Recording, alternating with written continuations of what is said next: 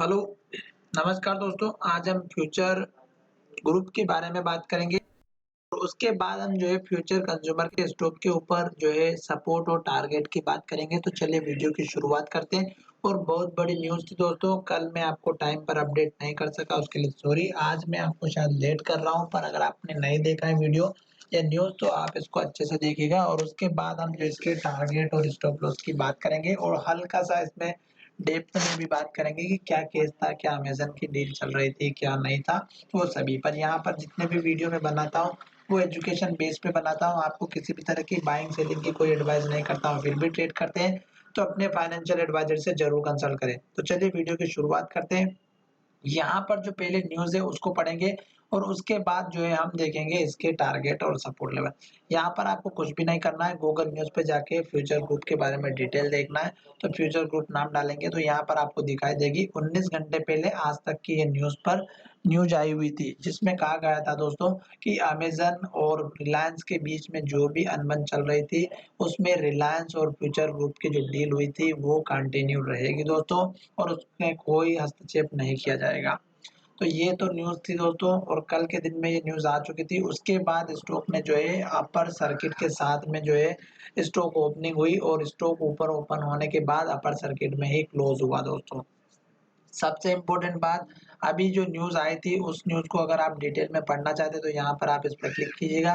तो यहाँ पर आपको जो है आज तक का एक नया पेज ओपन हो जाएगा। इसमें आप देखेंगे तो क्या लिखा हुआ है वो मैं आपको दिखाता हूँ। दिल्ली उच्च न्यायालय के डिवीजन बेंच ने हाई कोर्ट के ही एकल न्यायाधीश के उस आदेश पर रोक लगा दी है, जिसमें फ्यूचर रिटेल लिमिटेड और रिलायंस रिटेल के बीच हुई डील को यथास्थिति बनाए रखने का आदेश दिया गया था। यहाँ पर पूरी डिटेल अगर आप पढ़ना चाहते हैं तो यहाँ पर डिटेल में पूरी वही है कि उस डील को बनाए रखने का आदेश दिया गया था। ठीक है, अब हम थोड़ा सा नीचे चलते हैं और देखते हैं क्या है। तो ये डील जो है पहले 24,713 करोड़ में रिलायंस ग्रुप के और फ्यूचर ग्रुप के बीच में हुई थी, जो कि आप सभी को पता होगा। उसके बाद यहाँ पर आपको पता है कि अमेज़न ने जो है इस डील को मना कर दिया था, क्योंकि इन्होंने भी एक डील की थी जो आप सभी को मैं बता देता हूँ वो कब हुई थी। ठीक है, तो यहाँ पर थोड़ा-सा नीचे चलते हैं और यहाँ पर हम उसके बारे में भी देखेंगे। तो इन्होंने जो है अमेज़न ने दिल्ली हाई कोर्ट में सिंगापुर की अदालत के फैसले को लागू कराने की अपील की थी। सिंगापुर की अदालत ने फ्यूचर रिटेल को रिलायंस रिटेल के साथ उसके 24,713 करोड़ रुपए के सौदे पर रोक लगाने का अंतरिम आदेश दिया था। अब यहाँ पर आपको और भी जो बेसिक मेन जो पॉइंट था वो मैं बता देता हूँ कि क्या था। तो यहाँ पर आपको मैं और डिटेल में ये जो लाइनें हैं ये पढ़ के सुनाता हूँ तो आपको और क्लियर हो जाएगा। रिलायंस फ्यूचर ग्रुप के बीच अगस्त में 24,713 करोड़ रुपए का सौदा हुआ था। इसके तहत फ्यूचर ग्रुप का रिटेल, होलसेल और लॉजिस्टिक कारोबार रिलायंस रिटेल वेंचर लिमिटेड को बेचा जाएगा। लेकिन अमेज़न को इस सौदे को लेकर आपत्ति है, इसलिए अमेज़न ने सिंगापुर की कोर्ट में रिलायंस फ्यूचर ग्रुप को लेकर याचिका दाखिल की थी। अमेज़न का कहना है कि फ्यूचर ग्रुप को मुकेश अंबानी के रिलायंस ग्रुप के साथ सौदा करने पर रोक लगाई जाए। अमेज़न के रिलायंस फ्यूचर ग्रुप के सौदे के विरोध का कारण है कि अगस्त 2019 में अमेज़न ने फ्यूचर फ्यूचर कंज्यूमर में 49% हिस्सेदारी खरीदी थी। आप देख रहे हैं 49% की हिस्सेदारी कितनी होती है, आप सभी को लगभग 50% ही हो गई, खरीदी थी। इसके लिए अमेज़न ने 1500 करोड़ रुपए का पेमेंट भी किया था। इस डील में शर्त बहुत इंपॉर्टेंट है दोस्तों, इसलिए आपको सुनना पड़ेगा। थी कि अमेज़न को 3 से 10 साल की अवधि के बाद अमेज़न को 3 से 10 साल की अवधि के बाद फ्यूचर रिटेल लिमिटेड की हिस्सेदारी खरीदने का अधिकार होगा। अमेज़न के मुताबिक इस डील में एक शर्त यह भी थी। दूसरी शर्त क्या थी दोस्तों? फ्यूचर ग्रुप मुकेश अंबानी के रिलायंस ग्रुप की किसी भी कंपनी को अपने रिटेल एसेट नहीं बेचेगा। तो ये इनकी शर्त थी अमेज़न की और फ्यूचर ग्रुप के बारे में। तो आप सभी को ये पता चल चुका होगा दोस्तों, क्यों अमेज़न और रिलायंस के बीच में है और फ्यूचर ग्रुप के बीच में इतनी फाइट चल रही है।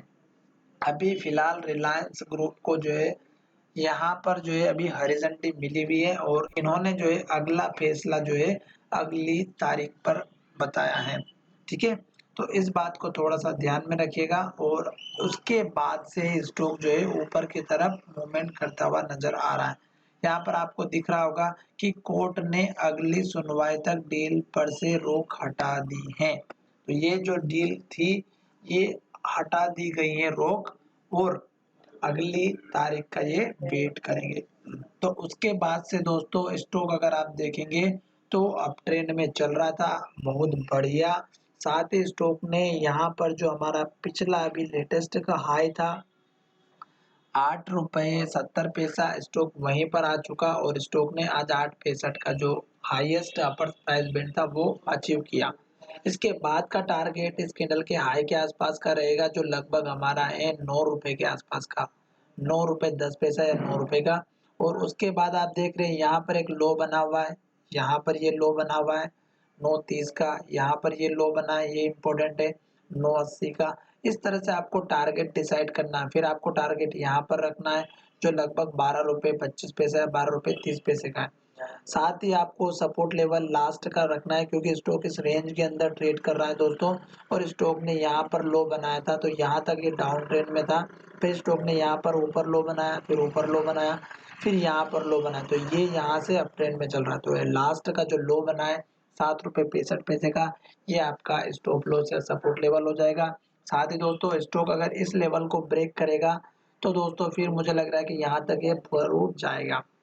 उसके बाद के लेवल्स हम अगले वीडियो में देखेंगे। जैसे यहाँ पर एक हाई बना हुआ है ₹16 का, उसके बाद यहाँ पर एक हाई बना हुआ है जो ₹20 के आसपास का है। तो ये लेवल्स आपको रखने हैं दोस्तों और उससे पहले आप देख रहे हैं यहाँ पर कितनी बार स्टॉक ने लेवल्स बनाया, अचीव किया है जो लगभग हमारा ₹8.5 का है। ठीक है? तो ये लेवल आपको सॉरी दोस्तों ₹8 नहीं है, ये ₹9.80 है। तो ये लेवल्स बहुत इंपॉर्टेंट है। ये ब्रेकआउट होगा तो ऊपर के लेवल्स ऑब्वियसली मिलेंगे और डील जब तक फाइनल और अच्छे तरीके से नहीं हो जाएगी तब तक शायद कुछ नहीं कहा जा सकता। चलिए वीडियो का विराम करते हैं। डील कंप्लीट होने के बाद मुझे लग रहा है कि स्टॉक रुकने वाला नहीं है दोस्तों। अगर आप परचेसिंग करना चाहते हैं तो स्मॉल क्वांटिटी हर एक लेवल पे कर सकते हैं, पर अपने फाइनेंशियल एडवाइजर से ज़रूर कंसल्ट करें। धन्यवाद दोस्तों, मिलेंगे नए वीडियो में।